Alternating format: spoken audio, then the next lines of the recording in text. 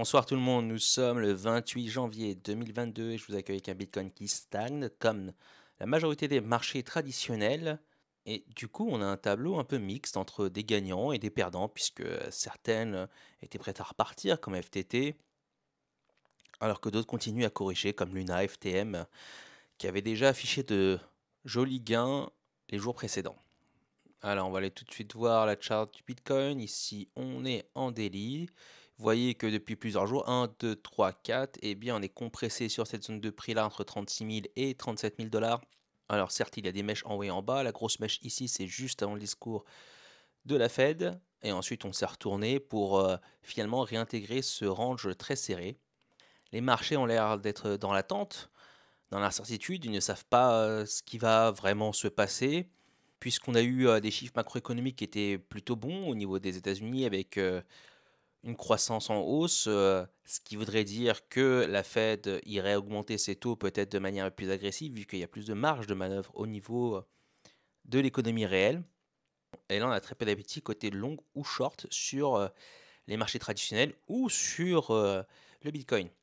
Quand on va passer en 4 heures, autant hier je pensais qu'on allait avoir un signal vendeur sur cette bougie-là. On était là avant que ça donc clôture vers le haut avec une belle poussée, mais on s'est arrêté pour continuer le range, faire des creux ascendants, mais aussi des sommets descendants. Donc on a un range qui se resserre avec une indécision de la part des traders qui se ressent jusqu'au marché traditionnel. Je vais vous montrer ça. Vous avez donc le SP500 en journalier.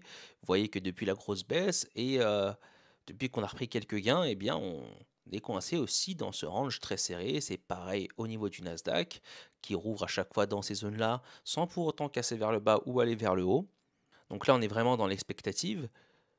C'est également pareil au niveau de mes moyennes mobiles, puisque là on évolue au-dessus des moyennes mobiles clés, les MA 10, les MA 21, mais juste à peine, on se repose vraiment dessus.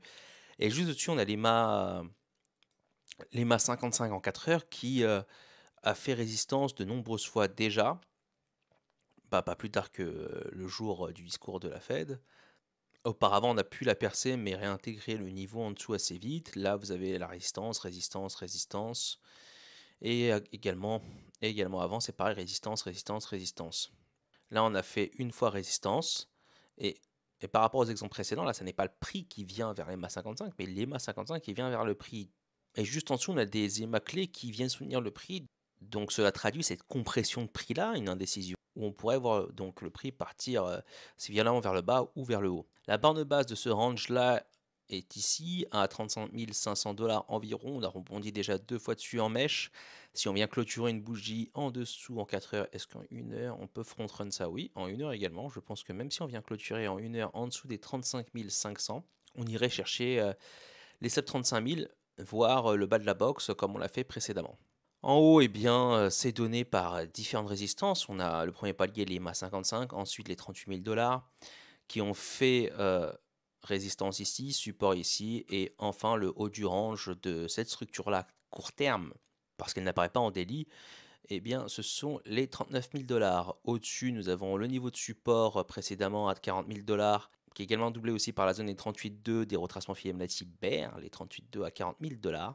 Donc on a un paquet de résistance là-haut où le prix pourrait s'arrêter, là, là, là, là, et voir un peu plus haut même au niveau des supports précédents. Une indécision qui pèse sur l'ensemble des marchés, ce qui nous donne l'occasion d'aller voir bien, les timeframes plus importantes pour voir les tendances de fond. Allons voir d'abord le 5 jours. J'utilise souvent le 5 jours pour front run la semaine, puisqu'il y a assez peu de faux positifs sur le 5 jours. En général, ce qui arrive sur le 5 jours arrive sur le weekly également. Là, on a peut-être un croisement boule qui va se passer sur le stochastique en 5 jours. Vous voyez que ce qui s'est passé là, c'était un faux signal et on est venu redescendre en bas. Là, on est, cela dit, très très bas au niveau du stochastique. Les autres fois, ça a offert un rebond. Sachez que ce prix-là est inférieur à ce prix-là au niveau du prix du Bitcoin. Bien que ça monte, et ça finit par monter après, ça crée une divergence. Ici également, on est venu percer en dessus, on est venu percer au-dessus, et ça nous a donné du répit pendant quelques temps. D'ailleurs, on va marquer ces niveaux-là pour voir exactement ce qui s'est passé au niveau du prix. Et je pense qu'après, oui, et après ce sera 2014, ça m'intéresse un peu moins. On va aller voir les exemples récents. On va passer en log puisque on est sur les time frames là vraiment importante avec des swings de prix impressionnants. Donc la première fois que le stochastique croisé au niveau du 5 jours, on va replacer ça de manière exacte. Le croisement s'est fait sur cette bougie-là. On a affiché un gain de mèche à mèche de 30% avant de corriger, mais sans reprendre les points bas qu'on avait établis précédemment. En 2019, donc pareil, on vient croiser sur cette bougie-là. On fait des gains assez intéressants de mèche à mèche, 41% avant de corriger aussi fortement, plus fortement là sur donc la prochaine qu'il y a eu, et ensuite vous avez le dump de mars qui n'a pas tiré le stochastique aussi bas que précédemment. Donc le stochastique n'est pas un marqueur de bottom. Il peut être bas, ce qui signifie que le prix pourrait rebondir à court terme, mais au cours des prochaines semaines, on pourrait voir des prix plus bas puisque ça l'a été par le passé avec un stochastique plus haut. Donc si ce signal est donné, je crois que le minimum qu'on ait vu, c'est une trentaine de pourcents, ce qui donnerait des objectifs autour de 48 000 $, qui est aussi une résistance que l'on a marquée. Je vais faire réapparaître nos niveaux, vous allez voir ici, 48 000 $. Voilà. En semaine, ce croisement ne devrait pas avoir lieu tout de suite. En 5 jours, oui, une semaine avant. Alors, j'ai perdu un peu le fil d'où j'en étais, simplement parce que mon micro a coupé pendant l'enregistrement, donc je l'ai rechargé. Et on continue sur la suite. Surtout, ce que je voulais vous montrer, c'était la clôture mensuelle qui va arriver d'ici quelques jours.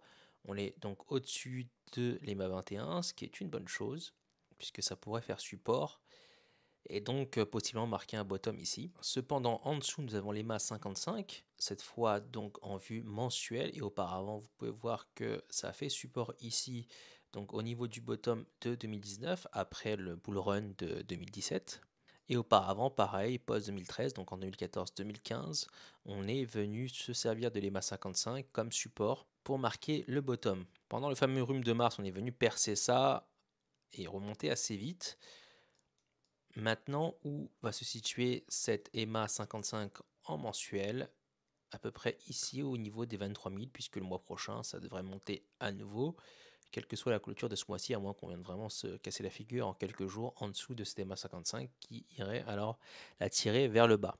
Là, ça montrait parce que les prix évoluent en ce moment au-dessus de cette moyenne mobile. Ces deux niveaux bleus là, c'est en weekly, c'est les moyennes hebdomadaires en 200 l'EMA, donc la moyenne exponentielle d'abord, et ensuite la moyenne simple qui elles aussi ont pu marquer des bottoms par le passé. Donc on a un cluster là de niveaux où le prix pourrait atterrir si jamais on irait en bear market, entre guillemets, si les prix venaient à se casser la figure dans les semaines, mois à venir. Autrement, le prochain catalyste à attendre, ce sera le CPI, le Consumer Price Index, donc l'indice des prix consommateurs, c'est-à-dire l'inflation, le 10 février aux États-Unis. Il y a aussi un CPI européen et français, mais à vrai dire, ça ne sera pas de notre côté qui fera juge de paix, mais plutôt les chiffres américains, puisque eh bien, pour le moment, c'est la Fed qui donne le ton et le reste du marché suit, comme ça l'a été depuis des décennies déjà. Si jamais le jeudi 10 février à 8h30 heure donc new-yorkaise, c'est dans l'après-midi pour nous, l'inflation sera encore à un niveau record haut, ça enverrait un mauvais signal puisque les marchés devraient alors anticiper certainement à la baisse une hausse des taux de la Fed lors de la prochaine réunion en mars, où Jérôme Powell n'a pas exclu une montée des taux plus forte que ce que les gens attendent. Et ça pourrait précipiter les marchés vers la baisse, puisque au niveau des marchés américains, on a encore de la marge, même si là pour l'instant on rebondit. C'est pas mal, même si on évolue encore sous les MA 55 en weekly sur le Nasdaq et je pense sur le SP500. Dans le SP500, on est au-dessus. Mais vous voyez que le Nasdaq ou le SP500 n'ont fait que commencer à corriger par rapport au Bitcoin, puisqu'on est que pour le moment, au moment où je vous parle, à moins 18% et au maximum à moins 22%, que le Bitcoin a perdu la moitié de sa valeur. Le SP500 encore moins, parce qu'au plus bas on était à moins 10 et là on est déjà remonté donc à moins 7. Donc il y a encore de la marge à aller. Et si jamais ces niveaux cèdent en ce moment, c'est ces niveaux-là sur lesquels on travaille. Vous voyez ce cluster-là qui fait support. S'il venait à céder, on irait chercher le prochain qui serait 10 points environ en dessous. Et ensuite, pourquoi pas ceux-là à 137 points de base. Donc il y a encore de la marge sur les marchés traditionnels. Un crack n'est pas à exclure, surtout que ça a l'air de suivre simplement la politique monétaire américaine. Une remontée des taux et la fin d'un quantitative easing et le début d'un quantitative tightening, donc un resserrement de la politique monétaire, dirigerait l'argent vers des assets à risque off, l'or, les bonds, et non le SP500 ou le Nasdaq. Cela dit, il se pourrait qu'au bout d'un moment, le Bitcoin fasse un peu sa vie et que les investisseurs considèrent le Bitcoin comme une valeur refuge, comme ça a pu l'être parfois, comme c'est le cas en ce moment par les whales, non pas les traders, ceux qui tradent en ce moment cet asset, considèrent que c'est plutôt un asset à risque comme le Nasdaq et le SP500, alors que les whales qui ne participent pas à cette baisse-là et qui ont accumulé depuis le niveau de l'été ici, dans les 30K, ne revendent pas et ont plutôt enlevé leur Bitcoin des exchanges. Donc possiblement à un moment, c'est cette narration, c'est ce côté-là du Bitcoin qui pourrait reprendre, en tout cas de manière temporaire, pour offrir un rebond assez significatif. Sur ce, je vous laisse, je vous souhaite un bon week-end à tous, bon trade. S'il se passe quelque chose ce week-end, je ferai sûrement une vidéo, sinon je m'attends à un marché plutôt calme, vu que aujourd'hui en semaine c'est plutôt indécis, donc si le marché devenait être très très volatile ce week-end, ce serait quelque chose de plutôt étonnant. Ça pourrait toutefois arriver, comme ça est arrivé déjà sur cette bougie-là que vous voyez, c'était la bougie du 4 décembre, un samedi. Du reste, prenez soin de vous et faites attention.